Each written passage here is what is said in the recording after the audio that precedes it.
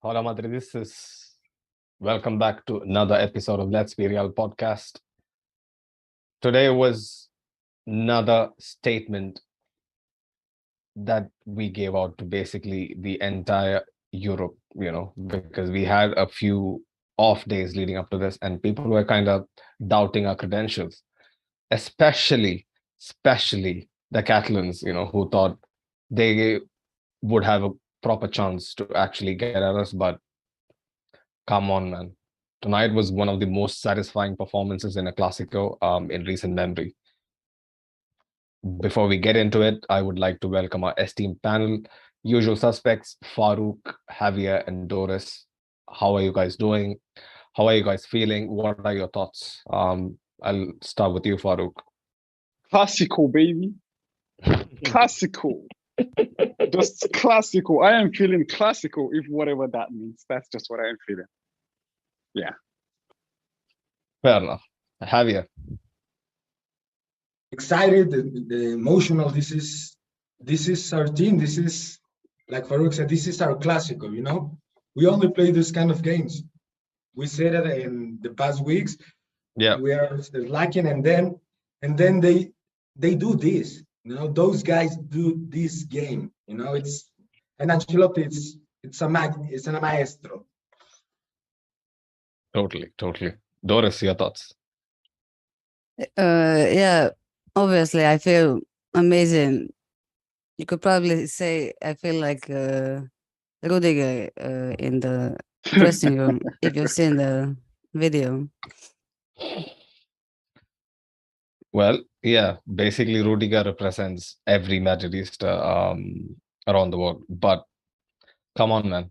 Xavi's 50th game in charge, 100th Clasico at the Bernabeu, 14 games unbeaten this season, I think. It couldn't have, gone any better. And these guys, like from time to time, Barcelona has this. We won the Clasico trophy, we bet you 4-0 trophy, you know. We made it harder for you to win the league trophy. Well, it all came down to, a shambolic, sterile performance from Barcelona, apart from maybe like 15, 20 minutes where they had some sort of a control in the game. And it was solely due to us taking foot of the gas and basically letting them, get back into the game. But before we go into breaking down both the halves, basically we should big up Fede Valverde. See, this might be a hot take, this might be controversial, I don't know. But ever since Cristiano, he is the guy who loves a Clasico more than anybody else. Because if there's a Clasico match day, you can surely bet your life or your savings on Fede Valverde having a masterclass. Either scoring or assisting or just an all-round brilliant performance. This guy was a menace. He was hard to contain, hard to stop, hard to even predict that what was he going to do. There were times in the game he was dropping deep. There was times in the game he was, like marauding on the right flank. There was times where he was laying out inch perfect diagonals. The chance that he gave to Benzema, that ball, basically he dropped the ball dead near the sideline and basically whipped one onto Benzema. I think a fully fit Benzema, a super razor sharp Benzema, like makes more of it. So Fede Valverde deserves so much more praise than we usually give him. But with that aside, let's get into how the game kind of panned out. So we kind of predicted Koundé to start, probably at right back, and Eric Garcia and PK to kind of be the center backs. But Xavi decided to basically throw a curveball. How did you guys kind of feel after you saw both the lineups? Basically, what we were feeling, which was much more predictable. Like this is our Gala 11. But especially for Barcelona, Farouk, like how do you think starting Busquets and people like Eric Garcia basically made them, shoot their own foot before a ball was even kicked? Actually, personally, I was more of expecting, I was expecting both Sergio B and Yeah. Garcia to start, but I wasn't expecting Sergio Roberto to start, to be honest. I was expecting most likely Kunde being, shunned out to the right hand side, and also filling the center of the defense with Gerard Piqué. But I just thought maybe that would give a bit more solidity, and the fact that Kunde is going to be more physical with Vinicius, and at least try to use the experience of being a full-fledged defender, which Sergio Roberto isn't, to counter Vinicius' pace and trickery. But when I saw that, I was like, okay, it's Christmas, guys. We have been given candy. Fair enough. I mean, I don't know. I don't know why. I can't really put my finger on what the causation was. Was it Sergio Roberto, or was it to be much more dynamic? But we played through the right flank a lot more than we did through the left. But uh, Javier, like, your thoughts, man. Like, did you expect more from Barcelona, or was this something you expected? I mean, actually, yeah, I expected a lot more because when I saw the lineup, I said to Jadu and in the chat, I mean, the fact that he starts with the young, I think it was a good decision for Javi, but he doesn't have the balls to bench Busquets, and he needs to bench Busquets. I said it in the chat as well. If he starts with Gavi instead of Busquets, the game will be a lot different. The game was easy enough for us because Modric, with his superior intelligence, Kroos made a game absolutely 10 out of 10. And then Tchouaméni was almost, easy 8-9. Yeah. Inconsequential because he doesn't need to do anything because the fact that Busquets cannot run for his life. Yeah. It was an easy. He was at fault for the first goal, Busquets. Yeah. And just let me say something quickly in the regards of Fede Valverde. I just saw a tweet and he said it's like Fede has scored 8 goals in 177 games for Real Madrid against rivals other than Barcelona. That means 1 goal every 22 games. Fede Valverde has scored 3 goals in 10 Clásicos. 1 goal every 3 Clásicos. Like you said, this man loves playing against Barcelona. And that's you said it, Rudiger has like what?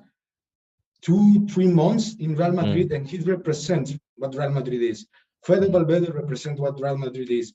I don't see what Barcelona is. Almost only Pedri, that's the only player that they can actually say this is the Barca way of football, and they were doomed. Today what they were doomed, playing with Sergio Roberto, and a very young Valde. It was an easy game for us, and then they decided to put Busquets. Easy win, The game was like what Ancelotti intended, even when you say like those 15-20 minutes that Barcelona keep pushing, they push because they have to, and they put Ferran and they put Ansu Fati and then Kessie, but it was played like Ancelotti wants, and Ancelotti would easily draw this 3-1. I don't care, Absolutely. I mean, going back, I wanted to just give my thoughts on what you suggested, that there is nobody among the Barca, first 11 that you could say that this is a Barcelona player, and who has the minerals to actually play in a Clasico. Lewandowski obviously is a big player, but he isn't fully integrated. He's not a Barca man through and throughout. He is a mercenary, like what Farouk suggested yesterday. But like if you take a look at both sides, like it's such contrasting way of recruitment and basically forward planning, whereby like um, at some point during the first half, the commentators were saying that nobody in this Barcelona 11 has ever scored in a competitive Clasico. So, like that goes to say how much lack of identity they were suffering from tonight. But um, to Doris, the first goal, I mean, Cruz says he wants to retire next season or probably at the end of this season. Can you give your thoughts on how much he'll be missed, especially after a 10 on 10 tonight? I think he said that he's not sure when he will retire. That obviously it doesn't depend on the World Cup for him like other players and the national games. Yeah. So it's his own choice. But the way he's playing, if he keeps playing like this, there is no reason not to keep him. He is our Tony. Mm. We know what he can do. And I hope that he has longevity like Luca does, because Luca is special like that. But I think he got maybe overshadowed a bit last season, so people wrote him off a bit. But People including me. he's definitely better this season. That's not saying that there's no difference, but still people wrote him off, and I think even for himself he wants to if he's gonna retire, he wants to go with a bang. I think. I think that was his plan all along, because Cruz has, like, although you mentioned he hasn't given us a clear deadline as to when he is gonna hang up his boots, but he was always of the intention that like you said, he wants to go out on a high and basically finish his career on a very successful note. But at the end of the day, I think the club would be forced to kind of respect his decision. Like, we are not Barcelona. Like, we don't basically hold people captive. So like, if he basically wants to retire, there's no better season, I think, than this or the next. But hopefully it'll be successful, so that like, it'll be one for him to kind of remember. But yeah, basically Cruz made the goal. I read earlier, before like coming on over here, that Modric basically told Tony that this goal is basically made by you, entirely by you, which was for everyone to see, the clinicality with which he threaded the needle, which gave Vinicius so much space. I was a bit disappointed that Vinicius didn't score, but Benzema got the rebound, and kind of it was a big boost for his confidence. Farouk, like, do you think Benzema was kind of sharper tonight? Oh, definitely. I think Benzema has been sharp even the last game and the game before that. But I think, like, His the shooting thing that was boots, I mean, missing, shooting exactly, boots. yeah. The shooting, boots were missing just. So I think, yeah, today as well, he's been good. I mean, scoring the goal, actually, it shows, yeah, it takes a lot of pressure off him if there's that as well. And also, it's so obvious, like what Benzema brings, because, we can remember the last Clasico at the Bernabeu, and, the whole fiasco and the whole garbage that happened there. So it's all much more obvious. You can see, what Benzema brings to the team. Like the leadership, the control, the way he attracted defenders, and open up space for other players as well. So yeah, I'm so glad he got the goal. At least we will stop. It was a shame that finish, though. It didn't count. It was such a good finish. Such a good finish. I mean, that was that, to be honest, I think that was just pure disrespect, to Karim Benzema from the Barcelona defense there, and I was so glad he punished them. But then, unfortunately, it was offside. So yeah, because I was watching with a Barcelona fan, and I was like, okay, now Benzema is going to score, because it was so obvious. Like, I mean, this is someone of Benzema's caliber. Like, giving him that chance and space, I mean, 90 out of 100, he's gonna score in those chances, man. Brilliant finish. It was a shame it didn't count, but Man looked sharp. Man looked like he was on a mission Definitely, tonight. Man definitely, looked like it was a mission. Like I remember there was a point where this guy who was like 34 years old, he's running back all the way back to the halfway line to press Balde. Benzema is the guy who basically camps on the left wing. He basically came across to kind of put pressure on Keita Balde. Man, he was basically a role model. Um, Tonight on the pitch. Like he was wearing the armband and basically he led by example. And definitely. you see a very clear difference when people like Benzema and Modric are missing. It is not just the quality; it is basically the mentality too, right? Like how they kind of uh, like hold everyone accountable and basically ask more of themselves and the rest of the team. Well, Benzema aside, so we spoke about Fede, Benzema, and let's also quickly talk about Rodrigo. Farouk, in your opinion, you said it wasn't a pen. Do you I still didn't stand say by? it wasn't a pen. I didn't Okay, say it wasn't a pen. I said, so like, for me, the thing is right. this.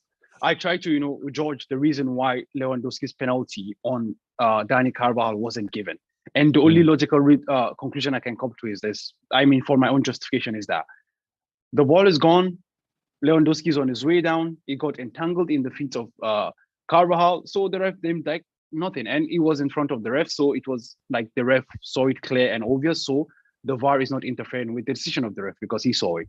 On the other hand, I mm, said for Rodrigo Stein, it was also a touch from Eric Garcia, but I felt that the ball had gone. Is there a contact there? Yes. Is it a foul? Yes. Is it a mm, very soft foul? Yes. Is it an exaggerated dive from Rodrigo? Yes. If the pen was mm, given against me, would I be crazy? Yes. But it's a pen mm, nonetheless. You get. So what I'm just saying is that there has to be some sort of consistency between the two, in my opinion. This is what I see. Because if I got the penalty against me, the one Rodrigo got, I will be furious. And I'm sure you guys also will be furious. Like it was minimal contact that Rodrigo exaggerated. But contact is contact. But there have to be some consistency, in my opinion, in the refereeing. mm. Javier, did you feel the same? Did you feel like the challenge on Lewandowski should have been a pen as well? No, no. I Mm, mean, I saw the game. I saw the play and I was like, man, this is mm. the He's kind of basically decision. looking for a pen. He's looking for a pen. It's like this kind of place is a 50-50, Mm, I don't think I think the referee thinks that I cannot let, make let, this let me decision. let me also add something before I quickly forget. Okay, this is also to Farouk as well, bro. So in my opinion, when it comes to refereeing decisions regarding iffy penalties, basically I think the guideline is to look at the frame of the attacker. And Lewandowski, compared to Carvajal, is a huge, sturdy man, right? He has the strength to basically go past him. I believe he has the strength. So he was clearly looking for a foul. On the other scenario, Rodrigo and Eric Garcia, like they are of similar stature, but Rodrigo is clearly a lean kind of, like a lean fellow, basically. Like, so I think that also might be a reason when people kind of call like uh very close penalty decisions, but that is just my opinion. Sorry, Javier. Go on, go No, on. no, no. I mean, I disagree with you in this regard. I Mm, think mm, Lewandowski wasn't looking for a foul. I mm, don't think it's a foul. It's mm, just like a curricular play. mm, And when he's in the ground, it's like if the referee shoots a penalty, that will be good. But I don't saw him as a very theatrical guy. mm, And also the penalty for Rodrigo. I mean, Farouk said, and I agree with him, that the ball wasn't moving. mm, mm. It wasn't affected by the Eric Garcia foul, but it's a foul. He stepped on Rodrigo, and it's a dumb foul because it wasn't going anywhere, but Yeah, made yep. it.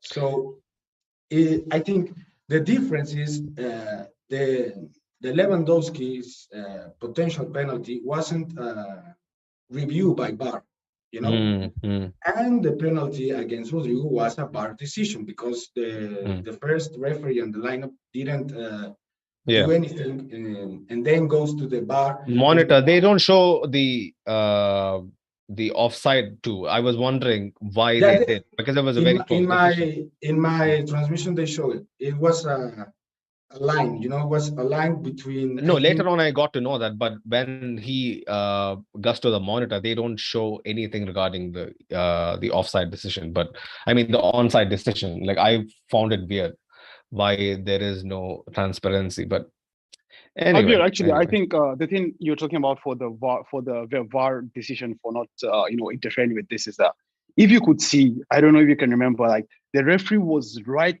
in front of the whole incident, you know, and they have this clear and obvious thing about VAR.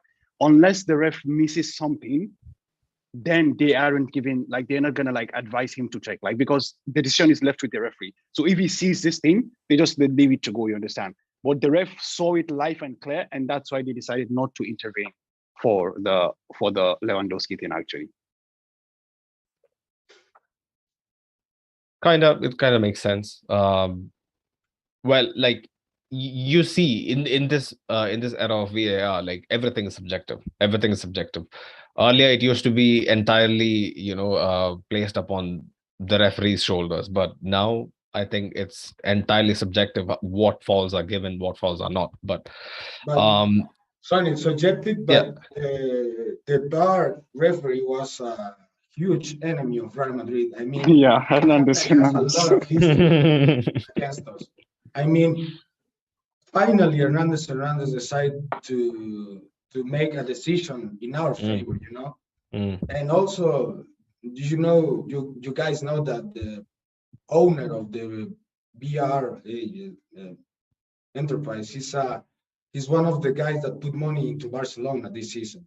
Oh, I mean, it's not that that we don't praise this kind of commitment. You know, they literally say, like, this guy put for his own money to I don't know what's the word in English, but to support Laporta. You know, like I don't know, like $100 million, and he is the owner of the enterprise that goes by VR. So it's a lot suspicious, you know, in every game. So that's the reason that we don't saw so frequently the repetitions of the plays that could rule out in our favor. And we saw, and also the narrators always talk about the decisions that could affect us. You know, I saw the guy interviewing in my transmission. He was interviewing Kunde, and he was like, "Did you saw the potential penalty against Lewandowski?"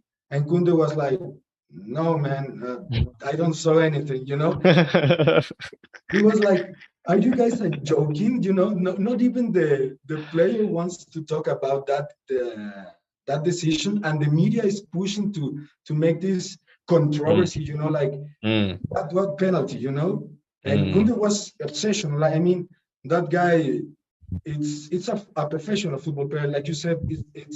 It's a guy that plays for Barcelona because it was an opportunity for him. But I mean, he's not unbiased, you know. It's like Lewandowski. It's not like Busquets or Pique or Jordi Alba that are blind and they talk about bullshit all the time. I mean, he said, like, "No, man, it was a clear decision," and and also the narrator was like, "Yeah, and you made the penalty against Rodrigo," and he was like, "No, man, it wasn't me, it was Eric." And the narrator's like, "Oh, sorry, man, I just miss you." And I went, they're completely different, you know? This is the thing. This is the thing. It's a world class, and Eric Garcia is a joke. But Barcelona guys, they come off as the most sore losers, like, always. I don't know why it is so inbred in their culture to be so fucking salty, but it is what it is. Excuse me. Yeah. Before we move on from the penalty, I would like to mention that Rodrigo posted a tweet actually a story with God's plan, because Drake apparently bet $600,000 on Barcelona to win tonight. Oh, Is I this thought not the music. best win ever? I thought that the jersey was also in some reference. yeah, yeah. Drake's some logo or something. I don't follow this guy. enough Yeah, to so know. like, yeah, I think he's the Yes. first person to 50 billion listen on the Spotify. So like, Spotify. yeah. So like in honor of that, because Barcelona are sponsored by Spotify to honor him. So like they have that, and also he also plays a lot of money on Arsenal and Barcelona today. Arsenal came through, but then Barcelona does what Barcelona does. Imagine a club as great as Barcelona basically stooping to this level. I don't know, man. Like this is basically Tony, Clown FC. I want to dig in that. I mean, we're young, all of us, and maybe we should try to look past our age and then say, like, Barcelona, it's only important in the last 20 years, I mean, they're like to say that, oh, Johan Cruyff and we used to have Cruyff and Maradona, and they used to have a lot of good players. I don't mean to shout up to them, but the fact that it's not a huge team, a huge team is like Real Madrid, a huge team is like Bayern Munich. They've been AC Milan for decades, and their history, like you said, it was for the first, I don't know, 100 years, was crying about why Real Madrid won, and they helped the government and blah blah blah blah blah. And then they decided to play football. And that's the thing. That's the thing. They talk more than they play football, man. Absolutely. And they play marvelous for a couple of decades. We are not blind, and we're like, yeah, you guys played a beautiful football, and Messi was great, and Guardiola was a good manager. But even in their prime, we're competing with them. Yeah. So they try to lock us to their, like, oh, Madrid won, but we didn't deserve to lose, or Madrid won, but the style is not good, and they're like, man, don't do the same thing that they used to do for the past 100 years. Move on, because we need a rival that is in our level. No, this is the thing, so much hype about Xavi. Xavi has a worse win rate than Koeman. Come on, man. And also have a stat for how that. How can you actually put that into sense? Yeah. Koeman had a one player that no one knows named Lionel Messi though. So yeah, of course. But still, I mean, if that's the case, you're gonna go into trend. Valverde winning 2 league titles and what is not. So I mean, that's not a very fair comparison though. But Xavi has 63% winning in the first 50 games. He's 25 in the list of Barcelona managers. The worst, one of the worst. And this is out of the 34 coaches that manage Barcelona in 50 plus games, Xavi has one of the worst performance, in the last 20 years. So they keep saying that Xavi, because that's the thing, Xavi is the next Guardiola, for them. Xavi is the next Guardiola for them, because, and they don't even think that Guardiola wasn't that great either, because the first Champions League was won by Rijkaard, and the next year they put Guardiola. It's like, yeah, man, if you play for Bayern one season before that they won the Champions League, and then you go to City that has a lot of money, obviously you're gonna go do well. But even Guardiola is not the next big thing, Yeah. And saying that Javier, man, don't go there, man. To be honest, like, I mean, don't put dirt on Guardiola, man. The man is, I mean, yeah, I can understand we don't like him and shit like that, but I mean, this guy has some weird agendas. I mean, Guardiola is a good manager. He's not a good manager, man. He's a fucking phenomenal manager, man. He needs the perfect environment to succeed. Can you deny that or no? I mean, Ancelotti went to Everton and he finished 10th in the league, man. What are you guys talking about, man? Like, I mean, who's gonna win with bad players? Who's gonna win with bad players? I'm not saying nobody is going to win with bad players, but I'm telling you, he is not the messiah as he's, like painted out to be, in my opinion. Like he's very good. He's one of the best managers to, like ever coach. But there is a but that he needs the perfect setting to succeed. But that's Everybody for needs another the perfect episode. settings, man. Everybody needs the perfect setting, man. That's the thing. Like, I mean, we can, as I said, like yesterday, I don't let like me Sergio tell Bit you for something. a single bit, You but know I have so to respect the guy. You know so many underdog stories yourself. You are a football man, right? Like Okay, so tell many me the underdog. managers. Okay, what are the underdog stories then?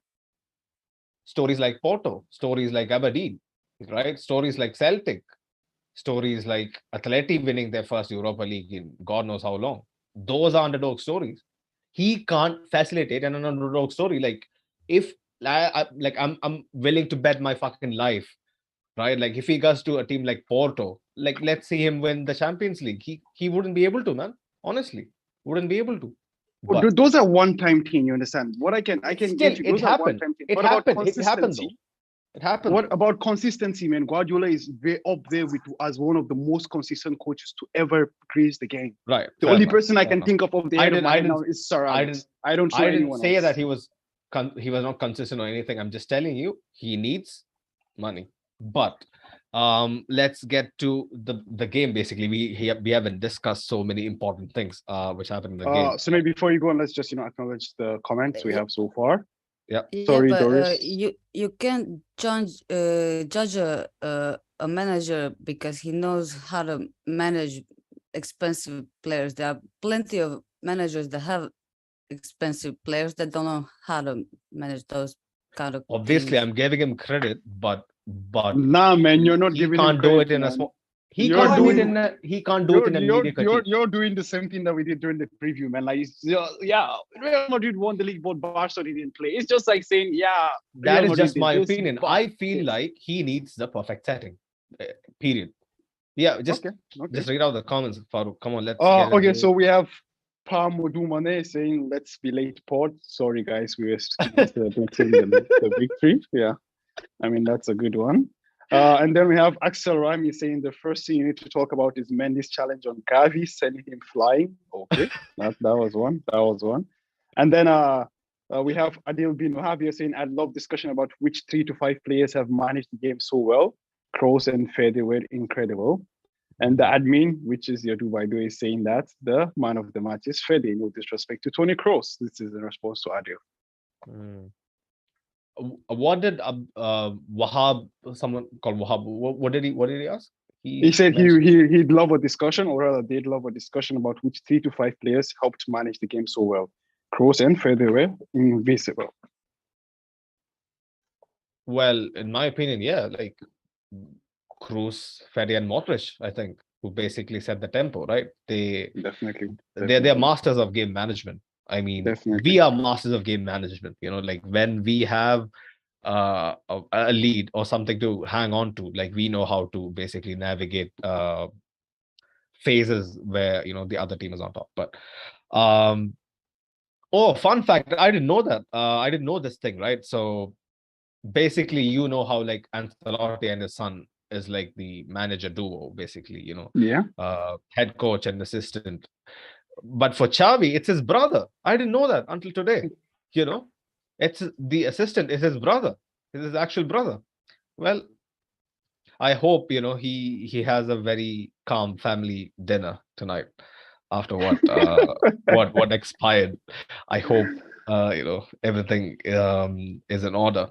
But yeah, they man. won. Sonny, remember that they won.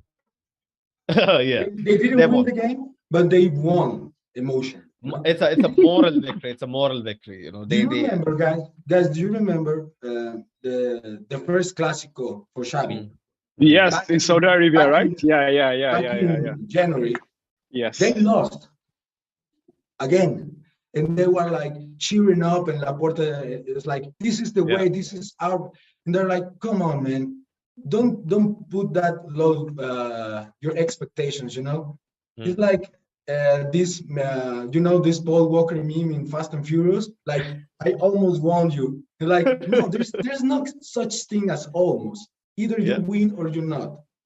and I would and they're also go on, Javier. no, sorry. And they were, I think they're going backwards, you know, Mm, like Xavi doesn't know how to make changes other mm, than change players, you know? yeah, It's yeah. not the same. It's not the Mm, same that, mm, I put Rafinha or I put Dembele, and it's not the same. The mindset has to change. And mm, he only changed players mm, because Barcelona has a problem. They don't know how mm, to play in mm. other ways. You know, Yeah. Ancelotti said it in the press conference Yes, before the yes, yes. game. We That don't they, have a yeah. unique Mm, way of playing because mm, all the players are different. In that regard, mm, I think that's why Tony and Luca are two of the best midfielders ever. It's mm, not their physical dominance. I think they're one of the most intelligent mm, persons that ever played this game mm, because they understand beyond anyone what the game needs, what their mm, partnership means, and they play together in almost like blindsided. They know how to mm, play with each other, and that's mm. one of the reasons that Yep. they are so much for us. They mean so much for us because they outsmart everyone. Mm. Yeah, that's a big point. Like when Barca can't play their football, they basically hit a wall and they don't know how to react. And it's a major weakness everybody knows, that Barca has. But all this hype about Xavi trying to reinvent stuff, like I think, like you said, this is the first bit of housekeeping that he should be doing. That basically maybe trying to reinvent the Barca way, to kind of adapt to adversity. I think that's what Luis Enrique's Barcelona did best. It was still the Barca way, but it was a bit more counter-attacking, bit more traditional 4-3-3. Um, yeah, man, like it's high time. It's high time they kind of stop mourning and basically find a plan B, to succeed. But yeah, some tidbits from the first half. I thought Militao was fantastic. Like how he was basically given a mission to shadow Lewandowski throughout the pitch. I think he was phenomenal. Um, Games like today, like you kind of see when the spotlight is on how good Militao is.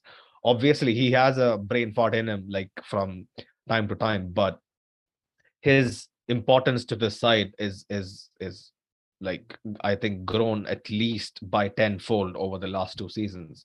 Farouk, like, did you expect Militao to actually grow into this guy, grow into this leader, back in maybe 2019? I mean, I'm sure when Militao did not expect this, man, to be honest. I Mm, didn't. Not at mm, all. Not mm, zero, zero, zero, zero. But that's the thing, like most of the times, you have players like who don't get the chance, and because of that, you don't wonder what they do in training or like what is that and what is and what is not. yeah. But as it goes, like one month's fortune, or rather, 1 month means fortune, another month's fortune. Mm, So because of that, like Ramos got injured a lot, and Militao came in, and then Varane also got injured, and then it was Militao and Nacho, and bit by bit, he started to show us. Because if you could recall, like the first couple of games were really really shaky, and also mm. there was a game against City as well, which was really really bad as well, and then Yeah, yeah, yeah, yeah. exactly. So but then bit by bit, like with consistency and continuity, he got into his own. And I think last season was a very big season. And also, Mm, with the addition of David Alaba, so who is a fantastic leader, in my opinion. So I think with that, like he got a foundation. How will I say that? A very good backbone. So I think for that he stepped up a lot. But to answer your question, never ever did I think he'll be as half as good. To be honest, I knew like he came with a yeah. heavy reputation. Well, because we've seen a lot of players, just come and crumble under the old pressure, and they remain in the shadows and Mm, what is not. But mm, yeah, Militao was exceeded and superseded every single expectation I had. mm. Fair enough. I mean, that kind of assesses how stark the two timelines are. Like back in 2020, we never expected this. But Doris, I wanted to ask you something regarding a bit of a dig. It was a bit of a a cheeky remark that Rafinha made a couple of days ago that, like Real Madrid should be the ones who should be concerned. They should be the one who should be looking to get the win and, like looking to build upon it. Um, your thoughts on how invincible he was. I mean, in a bad way, where he basically went missing for the 90.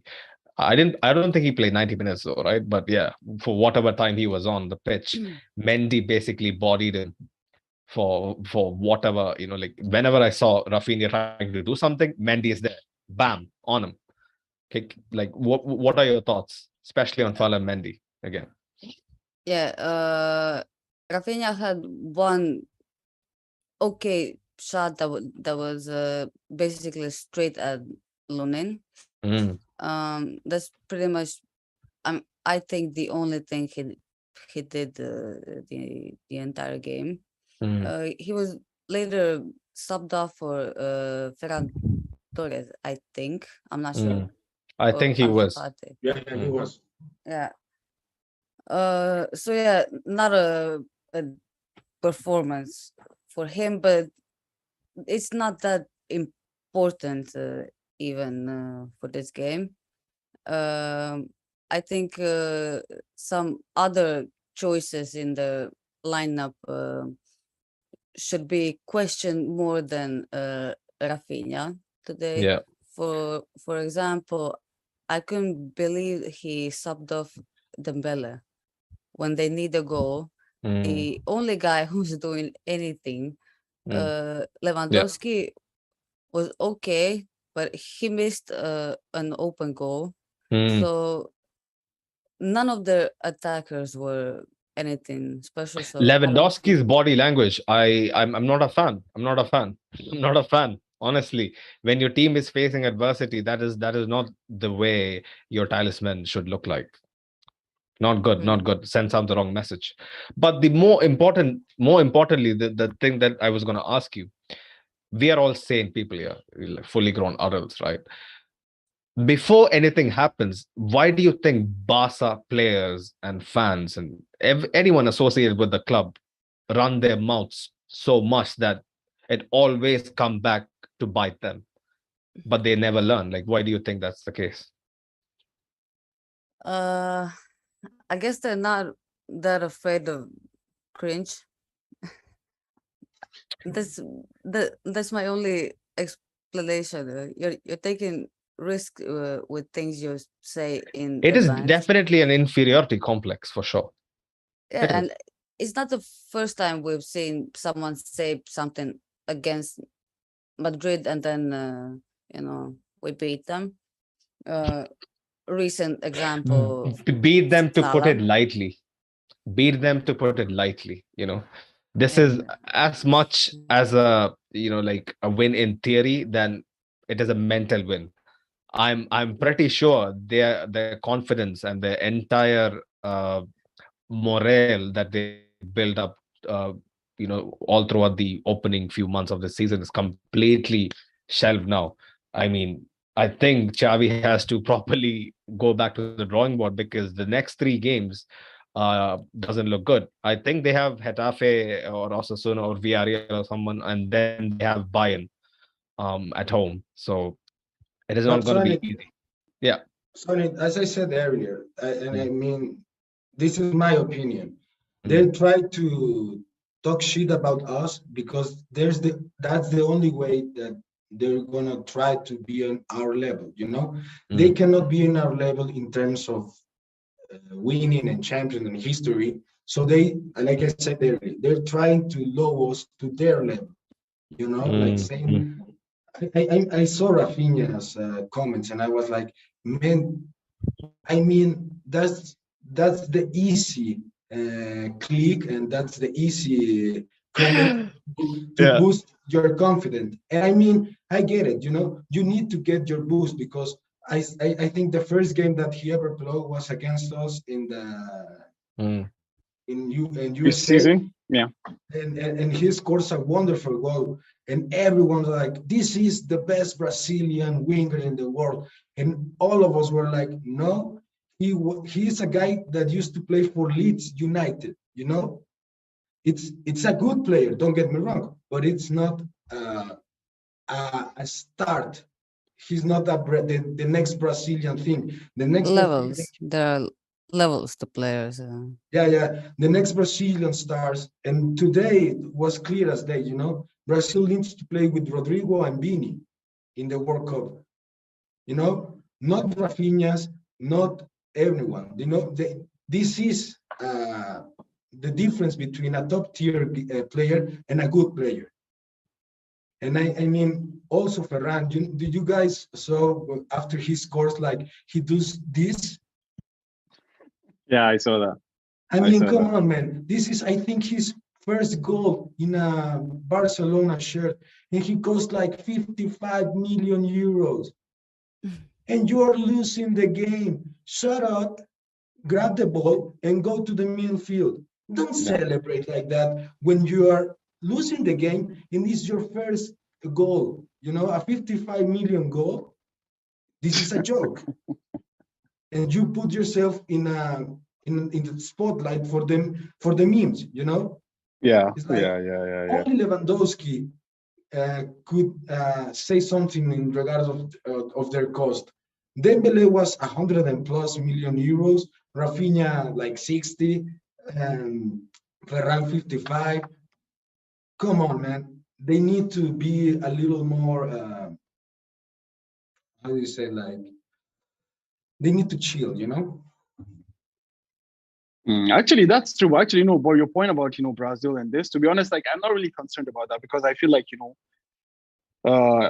if Rodrigo eventually continues on this trajectory, it's gonna be him. I mean, he's still young. I think he's 21. So like, even if he doesn't make the starting lineup for make even maybe the squad for this World Cup, I know he's not gonna start, but I think for sure come the next Copa or the next World Cup in the US, Mexico, and Canada, I think he would for sure be commanding a certain position together with Vinicius Junior. I think, in my opinion, yeah. So I'm not so.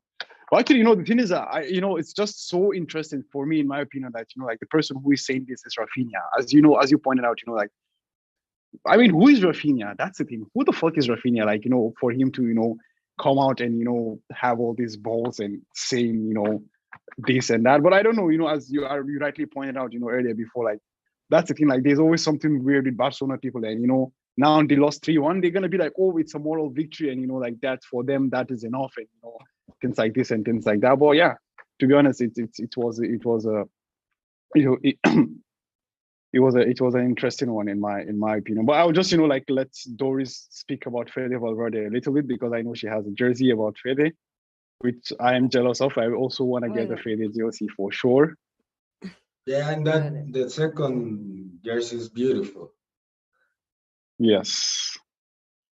I had to get it. It's beautiful.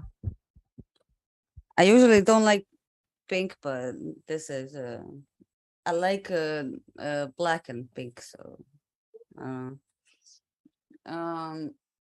so yeah, Fede, probably the best player on the pitch, alongside the Goose tonight. Yeah. He had a fantastic performance.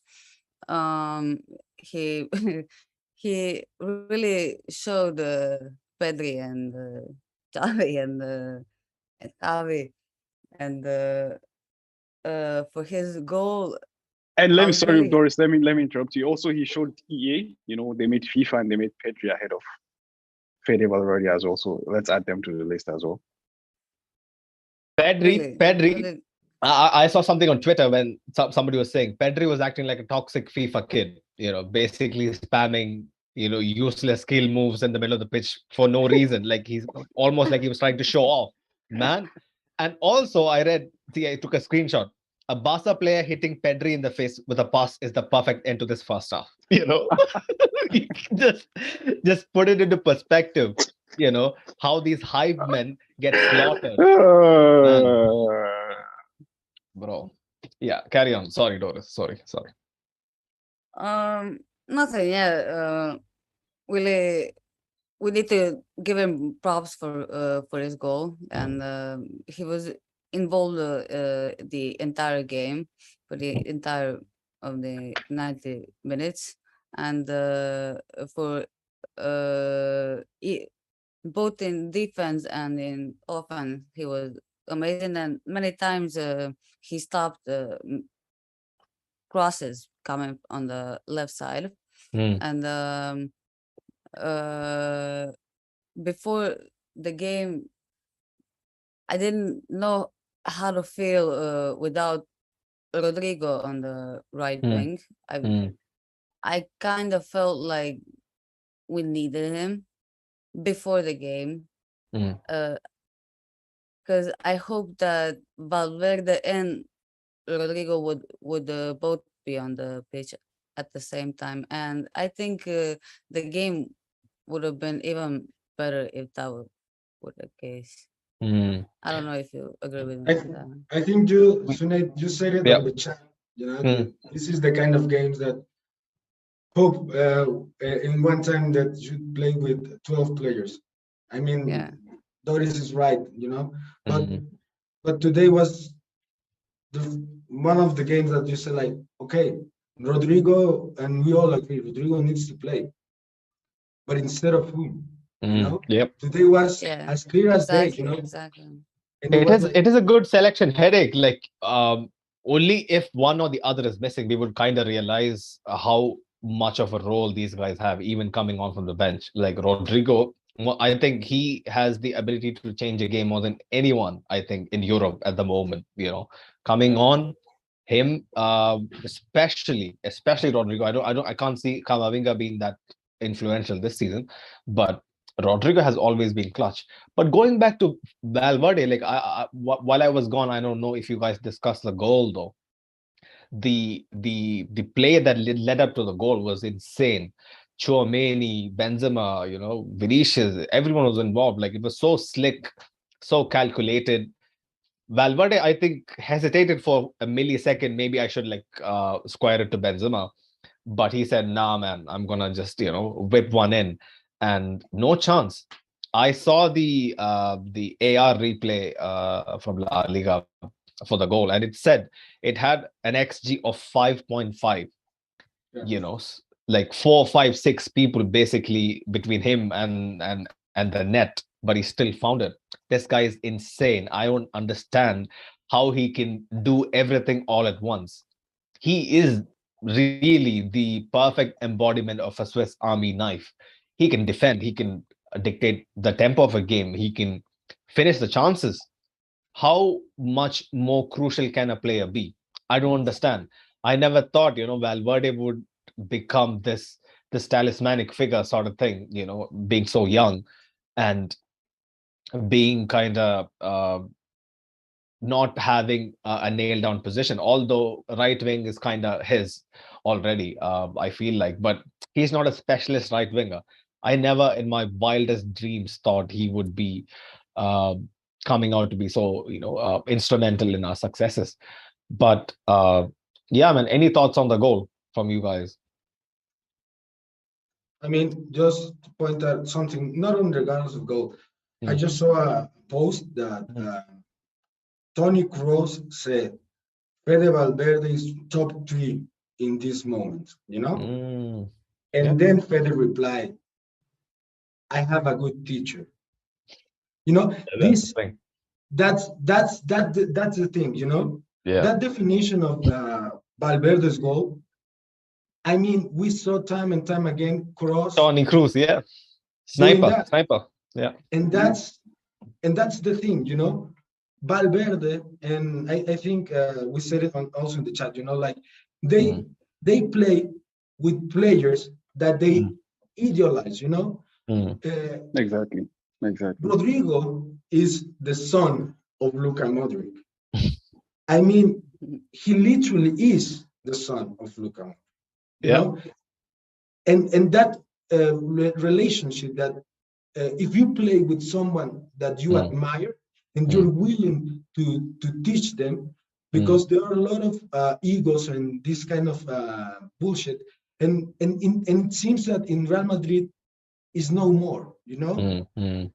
Everyone is willing to let everyone um, It is a do. fine line. It is a fine line. Like I always feel like our management is underrated. Like people know we are very well managed as a club, but it goes to show how much of a difference it makes, right? Like if if a certain scenario takes place in another timeline, another club with a different setting, things could go very wrong. Like not every guy who idolizes someone would necessarily like be happy with that guy hogging his minutes, basically, taking up his spot, taking up his uh, pathway into the first team. But here, Ancelotti, Perez, Zidane before him, like there is a very strong emphasis on team morale, togetherness, and like standing united when everything else is like looking bleak. And I think that is what has like powered us through some very very bad moments in our history. Like it goes to show, like you said, like how it is almost a fatherly relationship between like young guns and the veterans. It's very very wholesome. I never thought like our dressing room would be wholesome, because when I grew up it was very bad.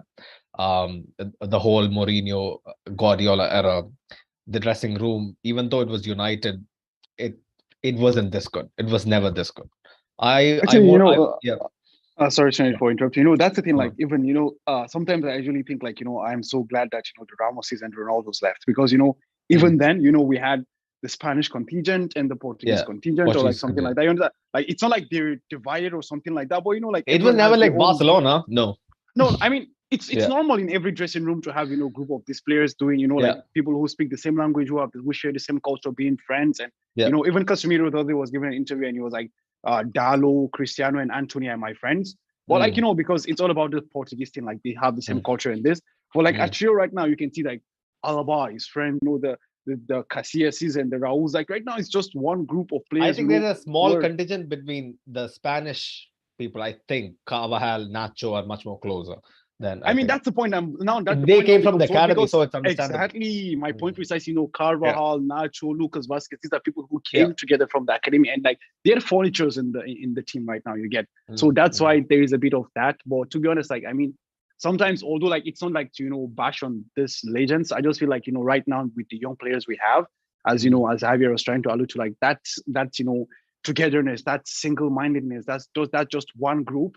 It's really a blessing, to be honest. Mm. I mean, it's a synergy, I think like you said, Sonny, it's pulled down from our president Yeah. that in the first like almost everyone, he needs to understand he was a young president in Mm. his first time, Tenure. Yeah. the Galacticos era, and then he realized that he needs to do something else, Mm. and now, like you said, Ancelotti plus Perez plus someone like Nacho, like Farouk said, he is an academy player, but he Mm. understands more than anyone Mm. what being a Real Madrid player means. Yeah. Yeah. He's never been in the spotlight, and Mm. whenever he can, I'm sure he helped Militao, and I'm sure he helped Rudiger to understand what a Real Madrid means. Mm. Rudiger, Mm. like 15 minutes, and when Rodrigo scores the goal, he goes and pull it like Yeah. he'd stand like, I mean, Rudiger, it's huge, but but it's like a camaraderie. It's a partnership Yeah. that we need Yeah. to. I hope that Mm. this sentiment would last, because that's the Real Madrid way of doing things. Mm. Mm. Mm. Yeah. The Real Madrid But doing things is it's creating a group beyond anything, and I mean, yeah. this is our best start of any season, and we Mm. should be excited for the future, because the present is bright as well. Very bright. Doris, like, do you honestly feel like when Javier just mentioned, I just hope this camaraderie like never ends, this togetherness never ends. Like, do you feel like people like Tony Cruz, people like Modric are basically fine tuning the young guns to be just like them, to be as professional as them, to put the team ahead of individuals always. I feel like some throughout history, the togetherness and all that was sometimes a good thing, sometimes not even existent, because in some cultures, some people will look at football players as that is your job. You have to do it no matter how you feel about it or how you feel about other players. While nowadays it's more normal, the players need to feel some kind of synergy. Yeah.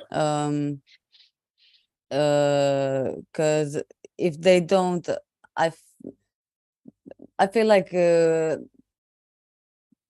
players are pretty sensitive these days, and Game has gone soft, I know. yeah, basically, yeah, the game has gone soft, and players are really sensitive, and if something doesn't fit them, like a position or something, the stuff happens. How were you as a player, Doris? Were you more in vein of Roy Keane or Paul Pogba? Just a curiosity. Were you someone who was affected by stuff like you mentioned, positional changes? Not Well, usually I only play two positions. That's left wing and right back.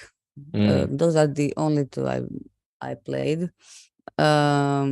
So I can't really give you an opinion on that. It was a But rhetorical question. Don't worry. I certainly didn't, roll on the floor and cry like a certain person. Fair. Fair enough. Say But no more. Say no more. moving on. Moving on. But yeah, for the second half, I thought Barcelona gave it a much better go. Um, Clearly being 2-0 down, they were looking for a response, and we basically handed them the key to our safe. And boy, oh boy, I mean, I don't want to dampen the mood. I saved the huge error for the last bit. Mendy, man, we have been talking about Mendy for the past couple of weeks, like how he doesn't know his surroundings. Come on, man. Like, you're a fullback. Obviously, you're gonna be beaten for headers from time to time, but it is a carbon copy of he doesn't even know where Ferran Torres is. I mean, this has to be addressed. This is a slight negative in his game, in an otherwise very solid performance from Mendy, but this can actually cost you points. Your thoughts, everybody basically. Farooq, I'll start with you first. Yeah, to be honest, like I was really, really surprised. And the point is that like it's not like Ferran Torres is a huge person who's gonna outmuscle, Ferland Mendy or stuff like that. Like it was just as you said, like Ferland Mendy was just, not aware of what was happening around him. Like he was just, which I think it's like, I mean, last season this was very, very uncharacteristic of him, but as you just pointed out rightly, it's been 2 games down where it's been the same thing over and over again, and in my opinion, in addition to that, very poor defending from Mendy. I feel like both Camavinga and Fede actually also switched up. Although like Fede, Fede was done, man. His gas tank was empty. Poor guy. Exactly. Well, I expected also Camavinga to close him down as well. Like I think it was Ansu Jordi Alba. Fati, you got to give credit to Ansu Fati. Yeah. I was Ansu. I think brilliant touch. That touch basically makes the chance so fucking easy. The touch he takes. Yeah, to beat like 2 players. Insane stuff. I was happy that he was doing good. Ansu Fati, you can't hate Ansu Fati. I don't hate Ansu Fati. He had a very good impact when he came on. Our right side kind of struggled, and Carlo immediately acknowledged it and bought on Rudiger to kind of shore it up. But yeah, man, Mendy is something that needs to be addressed. But Javier, do you feel like all this errors like would come back to bite us, or is it just a blemish on an otherwise very, very solid performance? I mean, I first of all, I don't see the goal of Barcelona as an Mendy's error. Mm. You know, I Yeah, yeah. understand that he needs to do that coverage, but I think I said it in the last game. The goal for Shakhtar was an all defense error. I saw this The entire goal backline. Yeah. as an Barcelona good play. You know, Mm. I think if I had to say that was an error, I think was the tackle of Fede. But I mean, all the players do the thing that they need to do, and also Barcelona played. You know that. I think the touch for Lewandowski to make the Yeah. the movement of Ferran even better. It's like this is a good play. I don't see the goal as an error. So Yeah. in that regard, I'm not worried. I think that we'll play very solidly defensively. But I think it's once again, Carlo, you said it earlier when we were praising Militao. It's totally the thing that Carlos said to him, like you need to be with Lewandowski everywhere. And he do that everywhere, like even when Lewandowski was defending, Yeah. I saw Militao pressing him, and they're like, who is the best Barca player? Okay, it's Lewandowski. So Yeah. you need to be his shadow. And the defense understand that we need to support Lunin.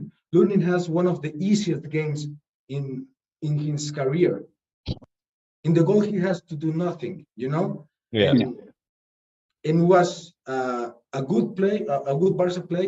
And I think today Mendy and Carvajal were splendid because Yeah, very good. They in were very good. one-on-one against two setups, two different setups, First half Dembele and Rafinha, The and thing that second half Fati and Ferran, yeah, and they received the support from Tchouaméni, from Fede, even Vini.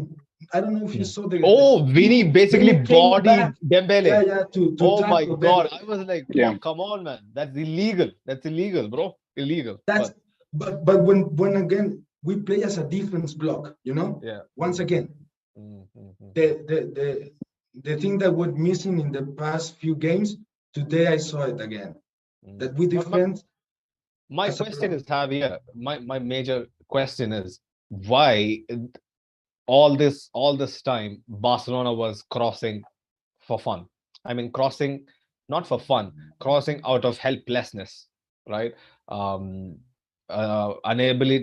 inability basically to actually create clear chances made them resort to crossing.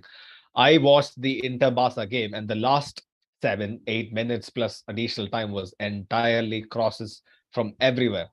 Yep. And I'm pretty sure the people that do the analytics have told Xavi and his staff that we are kind of weak on set pieces and aerial duels and stuff like that.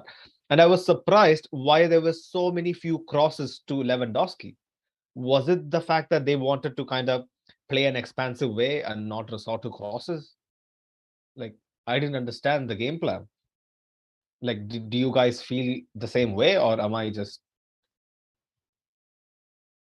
I mean, I feel like Yeah. it's mostly, if you could, as you said, like it was like towards the the desperation of the game for Inter Milan. It was so obvious, at least in the second half, as Dembele kept on crossing and crossing and crossing. But I feel like not the just level in not just in the Inter game, but crossing has been a major facet of their attacking play this season, especially once Rafinha and Dembele started like fully firing on all cylinders. Like they used to cross a lot. Like I didn't understand why there wasn't many balls put into the box for Lewandowski to kind of contest. okay, I haven't seen a lot of Barcelona games, so I can see. But I know that in the last two games they had a lot of crosses, because I remember like in the last La Liga game they were like, there was a stat going down like Dembele attempted 27 crosses or something like Yeah, that. I read that. Yeah. So there was that. But I just felt like the level of desperation hadn't reached that, and the point also was that we weren't like, as defensive as Inter Milan, where like, like it was Inter were just, all, there was no way for Barca. There was much more space. I kind of Exactly. understand. There was much more space That for them, makes to sense. play the ball into each other and stuff like that. So I guess maybe this might be the reason why they didn't attempt that, to be honest. And as you rightly point out, I totally agree with you. Like given that aerial ability has been something that's picked up for the past 18 months, I'm also, I will be, if I were a coach also, I will be targeting, the aerial weaknesses, especially when you have a finisher like Lewandowski up there.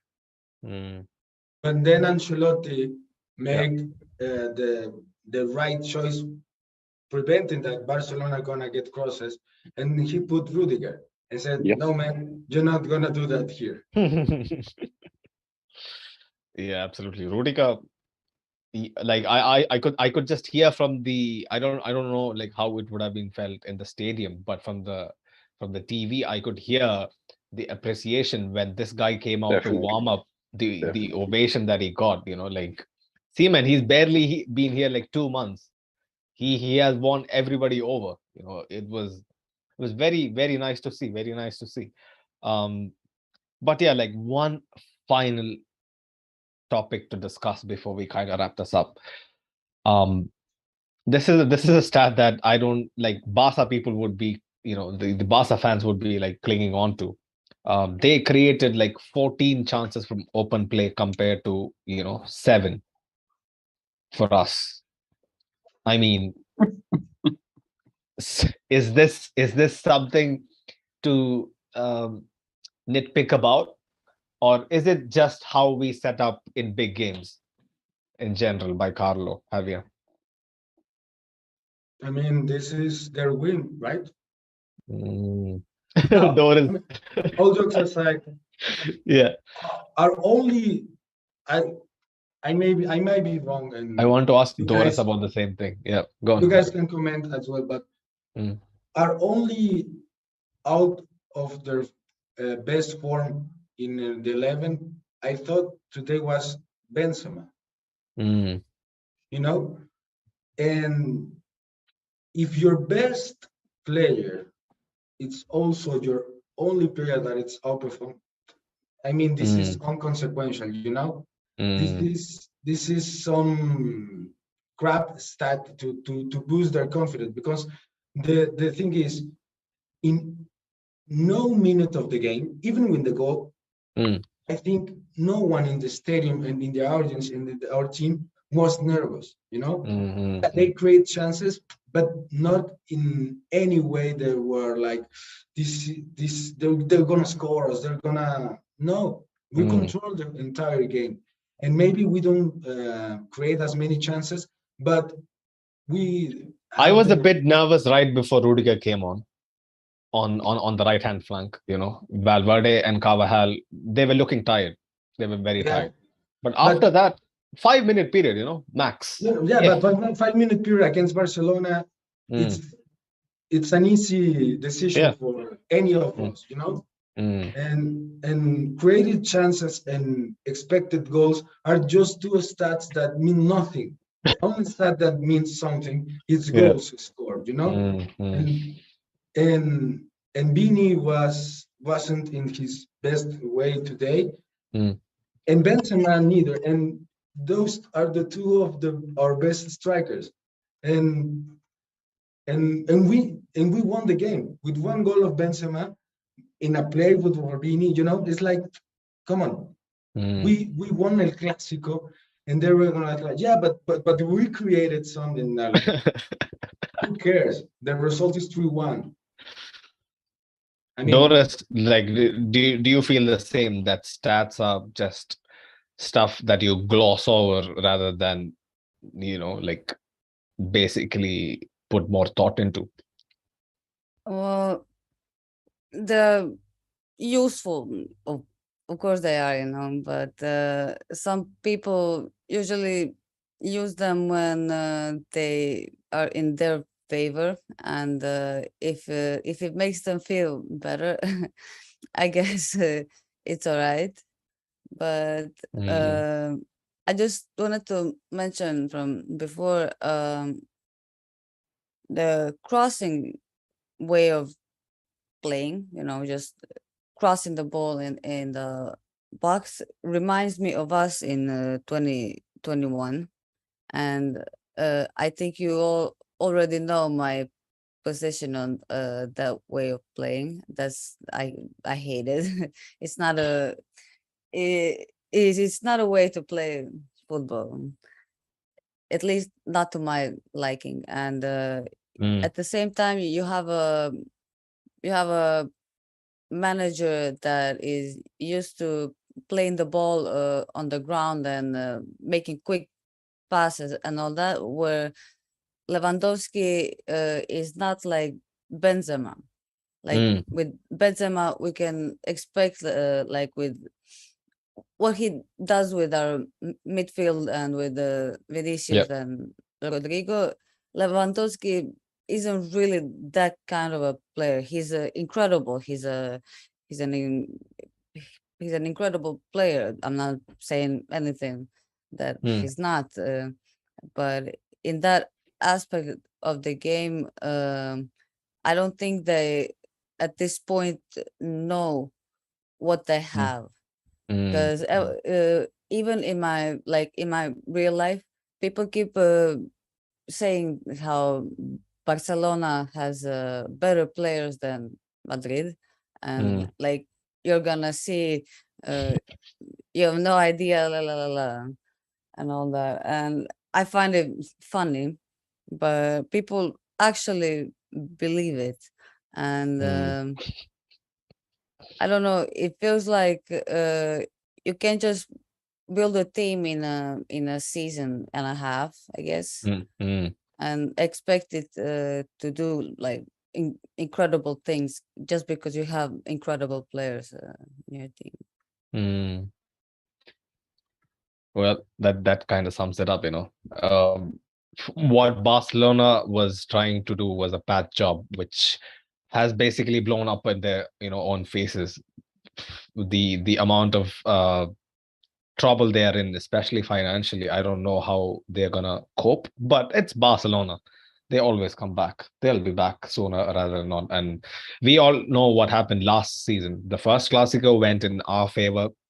It was kind of close, but it was kind of like today. We were comfortable for large parts of the game, even then. Yeah. But the second Clasico was a entirely different, prospect. It didn't turn out the way we expected it to. But I just hope at least this year's second Clasico, which will be away at the Camp Nou, by the way, will be one to remember. And I hope today losing Good 4-0. Camp Nou. If we lose 4-0 and we won the 15th champion and the 36th league, come on, and then they go to celebrate that they win us that game. I mean, 4 goals of Ferran Torres. I don't care. Ferran Torres was good. He was good for some guy who is not deemed good enough to start for Barcelona. He looked sharp, when he came on. He like it's a thing, like these guys have egos that are unmatched. Barcelona, and I just love when they get pulled back down to earth and kind of put through a reality check. It's always very sweet. But yeah, any final thoughts, boys, before we go? Before we go, actually, we started a poll for the YouTube viewers about the man of the match. Could you just kindly please place your vote before we end, and eventually we'll post it on our socials for who the winner is from the fans. Fair point. I think we need to discuss who the man of the match is going to be. We all know who the man of the match is. Fede Valverde. I just hope he just builds upon this. And I just read a tweet whereby the interviewer asked Fede, like you knew you were going to score, and the fans would be celebrating like crazy. And he basically said, obviously, I knew, I'm going to score, and they're going to be celebrating mad. It is a very stark contrast from his earlier interviews and his earlier demeanor, like how grown up the guy is, how mature he is, how well self-aware of his own abilities he is now. It is honestly so good to see. props to Zidane, man, mainly. He was the guy who kind of incorporated Fede into the team. Even if it wasn't a sustainable one, it was Zidane who put his entire faith in this kid to excel. And yeah, we are reaping the rewards. We are reaping the rewards finally. But if you don't have anything else to add, people, I think let's call it a wrap. And yeah, Only go I on, would have it. like to point something just very quick Yeah, because go on, go on, go on. Oh, okay. Oh, there you go. There you go, people. so maybe we should point that out that KB tomorrow, Nove. tomorrow this guy is gonna win his first Ballon d'Or, and will be the first time in the recent history that one team has two current Ballon d'Ors, and we'll have Modric and Benzema. The last time that any team has two Ballon d'Ors was Real Madrid with Kaká and Cristiano Ronaldo. Cristiano, yes. And even before that, the only team that has three Ballon d'Ors at the same time was Real Madrid. Real Madrid. Owen, Figo, Ronaldo. Zidane, Zidane. just Yes. to just a pinch of our greatness. Shout out to Benzema for his first Ballon d'Or. Well deserved. I really hope that the stats will be like something, I don't know, 90 plus, the 90 in favor of him. And I would love to saw Courtois in the podium. I don't see that coming. Vinicius is going to be on the podium. No? No? I don't think so. You think? I think my prediction is Benzema, of course. Then will be Mo Salah. Mo Salah? Really? Yeah, I don't know, think you know. they're gonna praise him. And Farooq, what do you all think? of- Mo Salah?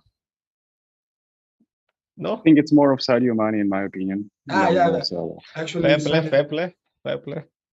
Mane I think they're deserves it. gonna. I think they're gonna put Kevin De Bruyne up top as well. I think, although I believe Modric had a better year than him, but I don't know. I think they're gonna put Kevin De Bruyne up there as well. In my opinion. I think Vini's not gonna make the podium. I think Vini will Vini's not. top 5, top Wishful- 10. I mean, wishful worst thinking. case scenario, top 10. But I think Vini should be top 5 comfortable. Top but five, then I top don't five. know. Yeah. and they're gonna put Mbappe even. Exactly. They're gonna. That's the thing. But I think for me, actually, I personally think like the top 5 would be, Kevin De Bruyne, Sadio Mane, Thibaut Courtois, and yeah. So that's what I think. It's gonna go with Thibaut Kylian Mbappe as going or well. not? I'm sorry. Is Thibaut going or not to the ceremony? I actually have no idea, but I would expect that No. he's gonna go because they give the Yasin Sure. trophy to the best Yeah. goalkeeper. So I Yeah, assume he's that he should be in the there. team of the season. So maybe. Even in a wheelchair, I will go. He's not at that stage yet, In Doris. a hospital bed, in a grave. Yeah, but I mean, for the player of Thibaut's caliber, I think he's gotten the trophy once before, if I'm not mistaken, for being the best goalkeeper after the World Cup in 2018. I think, if I'm not, maybe I remember wrong. Was it the FIFA award or was it the France Football Ballon d'Or kind of I think it was Oh, the what is Yasin the trophy FIFA? or Right. not? Yes, he did. Yashin Trophy? did.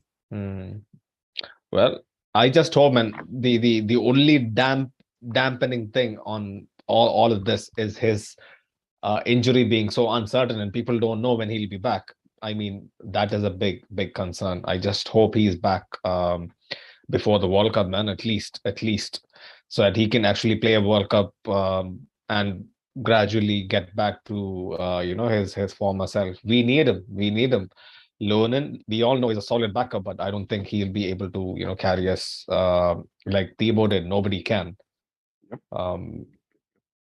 Like, yeah, I just hope it is something that we get to know ASAP, because I don't understand how they can't seem to ascertain what the problem is with his I forgot the technical name, basically his back. But yeah, man, but he absolutely deserves the Yashin Trophy tomorrow.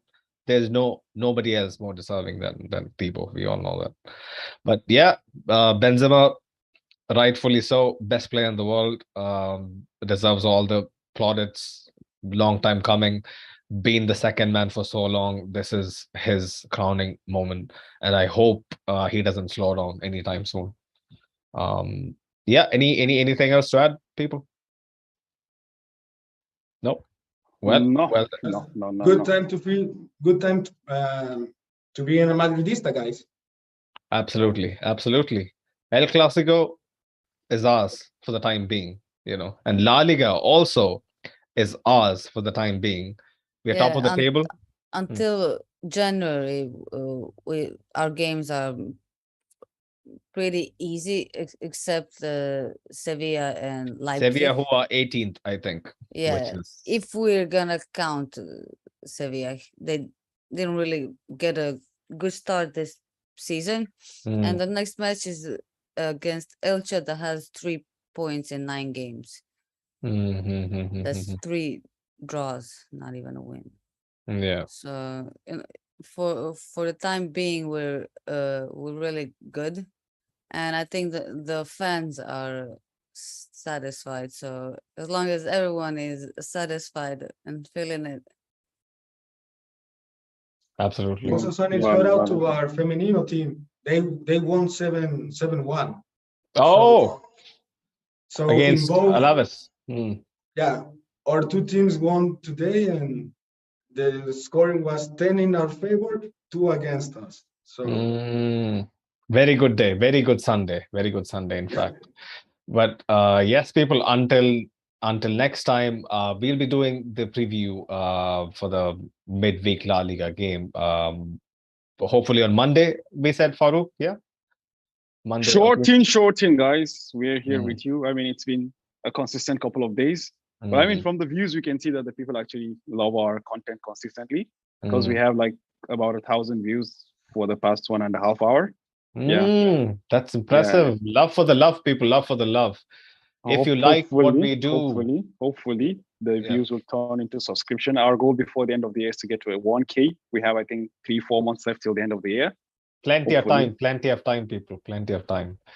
If you like the content, we would appreciate any kind of support, likes, subscriptions. If you can share it among your fellow Madridistas, it would help us because we have been doing this for over a year, and it's about time we get to 1K, right, Faru? It's about time. Yep, definitely, man. It's about time. It's about time. Definitely.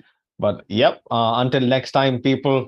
A very emphatic statement victory tonight sends us top of La Liga, back where we belong. Hala Madrid. Hala Madrid. Hala Madrid.